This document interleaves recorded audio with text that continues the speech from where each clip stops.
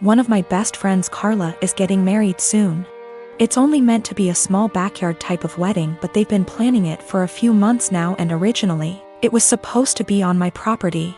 They wanted it because it's private, has lots of open space for the reception, a nice view, and the house could be used for them to get ready and stuff. Of course I said yes. She and her fiancé, Rick, were very happy. Thing is, Carla and I do have a history. We went out on and off in college but decided to stay friends. Then I met my wife, we got married, Carla met Rick, and now here they are. Now my wife knows I went out with Carla back in college and she didn't care. Carla still went to our wedding and everything. I never knew if Rick was told or not. It's not my relationship, therefore not my business to say anything, so I never did. Rick found out recently, and not in the best way. Not sure how, but from what I heard from friends is that one mutual friend told him, no idea why, we used to date. Not only that, but apparently Carla said a couple years ago she was still in love with me when she was already dating Rick. Don't have actual confirmation if that's exactly what he was told. All Carla's told me is that Rick was told about our past and he's angry at her for never saying anything. It became quite a drama and didn't hear from her for over a month until now. She told me they're going to couples counseling and that the wedding is still on. But Rick requested that I not attend. It sucks, but I totally get why he wouldn't be comfortable. Then I asked the obvious question, where are they going to hold the wedding then? To my surprise, she said they still want it at our place. Rick said so too, and in my mind I'm going, he doesn't want the guy who dated his fiancée years ago at the wedding, but still wants the wedding at his house. My wife and I are expected to just not be at our home that weekend, and I told Carla no. They're going to have to find someplace else since we're not going to simply leave our home to them for the weekend. Not only for safety reasons, but it just doesn't make sense. Rick doesn't want me around because he's not comfortable, but is comfortable enough to have their wedding at my house. They really want their wedding here though, and because of that I've been bugged by not only her but also Rick, and some friends who think I'm being a petty asshole for not letting them have the wedding here anymore. Honestly, don't think that I am. It just doesn't make sense at all to have to leave our own place for a wedding we're no longer welcome to, and leaving our home totally vulnerable. Still, being accused of sabotaging their wedding, and Rick believes it's the least I can do after everything. My wife and I have a 2-year-old son and have been married for 4 years. Our anniversary was a month ago and we found a nice, secluded cabin on Airbnb and rented it out for a long weekend getaway. My wife asked her parents if they would be willing to watch our son, and they agreed as long as we dropped him off at their house. That worked for us since it was on our way anyway. I was raised Lutheran and my wife was raised Catholic, but neither of us currently go to church and have not had our son baptized. My mother-in-law knows this and hates it. She thinks our son needs to be baptized or he will burn in hell. She's that kind of Catholic. So we go on our trip, and when we pick up our son and ask how the weekend went, mother-in-law says everything went fine and that she has saved my son's soul from the devil. I ask her what she meant and she says she had our son baptized that morning at her church. I tried my best to keep my cool so I didn't scream at mother-in-law in front of my son, but I pretty much grabbed my son and left.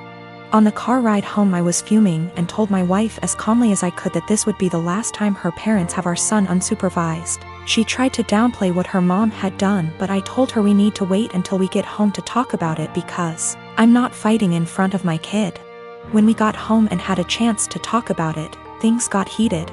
I told my wife I no longer trust her parents with our son, and that if they did something like this behind our backs, I can't trust them to respect our wishes as parents in the future. I said this was a huge breach of trust and I will forever look at her mom differently. She continued to try to defend her mom, saying that she was only doing what she thought was best for her grandson. She even downplayed it by saying that it's just a little water and a few words and we don't go to church anyway, so what does it matter? I told her that under no circumstances will I allow her parents to watch our son by themselves again. I said that we can still let them see their grandson, but only if we are present. I also said that if she doesn't see what the big deal is with this situation, that maybe we aren't on the same page as parents and maybe we need to see a counselor.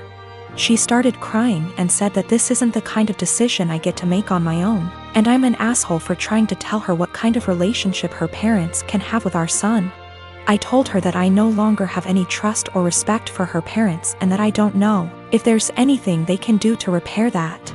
I told her what her parents did was unforgivable in my eyes, and they put themselves in this position to lose privileges with our son. She's been trying to convince me to change my mind for the last month, but I'm not budging.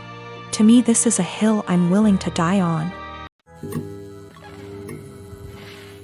I am a 45 years old woman, my husband and I have a 15-aunt daughter Kate and a 9-year-old son Sam. My husband has a brother and a 40-year-old sister, Eva. Eva and her husband James have a daughter, Allegra. She is also 15 years old. Kate and Allegra have always been compared in the family. From the time they were born, it seemed to be a competition of who would walk first, talk first, do more, achieve more. And Allegra was always first. I won't go too much into detail about Allegra because that's not really the point, but I will say she's a beautiful, intelligent, truly one-of-a-kind girl, and her parents have done a great job raising her. My in-laws fell in love with her and think she hung the moon. This bothered me and made me sad for Kate, but I let it go for the most part. There's no doubt in my mind that they love all the kids equally, but out of the two girls you can tell who they admire more. Every summer, the whole family visits a holiday home that Eva shares with my in-laws. Over the summer, Kate met a boy, Luke, who was also holidaying in the area. They started dating. This was Kate's first experience with boys. Allegra had friends who were nearby, so for our first few weeks we didn't see her much. About 3/4 of the way through the holiday, Kate invited the boy she'd been seeing to dinner. Allegra was told to come, and afterwards she would be going to a party. At the dinner, it was clear that Luke was very attracted to Allegra. After dinner, Luke decided he would go to the party Allegra was going to as he had also been invited. They both asked Kate to go, but she wasn't allowed and was very upset.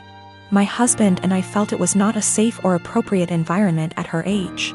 Eva informed us, because she knows we do not allow Kate into these environments, that it was an adult party, where there would be drinking and possibly other things going on. Allegra has grown up in a place where these kind of things are much more normal. And Eva and her husband made the choice to let Allegra live those experiences. From what I know and have seen, she handles it exceptionally and it has not caused any issues. However, it is not the way we have chosen to parent Kate, and so we didn't allow her to go. The next morning, Allegra came downstairs and asked to talk to me and Eva. She said at the party Luke was flirting with her and showed her some messages he'd sent her. We decided we would all talk to Kate. Kate spent the next 2 days miserable. When she finally came out of her room, Kate was caustic and everyone was getting a bit fed up with her attitude. Eventually, my father-in-law jokingly said, "Your mistake was introducing him to Allegra. How did you think that was going to go for you?" My mother-in-law told him off but added that Luke handled it terribly, but the outcome was sort of inevitable. Kate left the table in tears. We managed to get through the rest of the holiday, but when my husband brought up plans for Christmas, Kate refused to go. She said she couldn't bear being ridiculed by her own family and constantly compared to Allegra. After seeing how much this was affecting her, I spoke to my husband and said we shouldn't go. He argued that it would be wrong to let Kate take away time with family just because of a boy. I reminded him that this has been happening since they were born, but he said that we can't shield Kate from every special person in the world. He said he would talk to his parents about their comments, but that we should not set a precedent of letting Kate run away from reality. I don't have a problem with the idea of parents who stay home with their kids. It's not like that. I get that childcare is expensive, and that oftentimes it just makes sense. What I have a problem with is my teenage daughter literally planning her life to only become a som. As in, no college, no jobs, no certifications, nothing at all to support herself until that time might come. I told her that it doesn't have to be college, that not everyone needs college, but that she needs to do something to start making money to put away so that, if anything goes wrong with her plan, she has a way to support herself and the potential kids. Her feedback was that her backup plan was me and my husband. She would move in with us and go from there. We would help them survive. I told her then, what happens if we die, or we're incapacitated? She said, I don't know, Mom, this is ridiculous, none of it is going to happen. I told her bluntly that I don't want her becoming Nancy Botwin 2.0, that if something happens, She needs to have a backup plan and something behind her other than relying on other people. I emphasize that again, it does not need to be college. She can start working retail to learn customer service skills that she can carry on to doing call center work from home if need be. She can start working as a receptionist somewhere. She can do any number of things. But she says no, she's going to plan to be a som. With that all in mind, I asked her, when she graduates high school, what is she going to do? She said, just try to find a husband. Maybe marry someone in the military. I asked her again, in between that time, how is she going to pay her bills? Her rent? She said she assumed she would be living at home. I told her no, and that she would be moving out. She could live at home if she gets a job or tries to get some kind of community college degree or certification. But that if she insists on being a deadbeat loser and waiting for a man to come and rescue her, she's on her own. This didn't go over well, and I am now being held up as totally unreasonable, mean, etc. I don't think I'm wrong at all. I want to set her up for a lifetime of success and happiness. If this wonderful man who comes and whisks her away, knocks her up, etc., gets injured or dies, I don't want to have her come knocking at our door because she can't afford to take care of herself.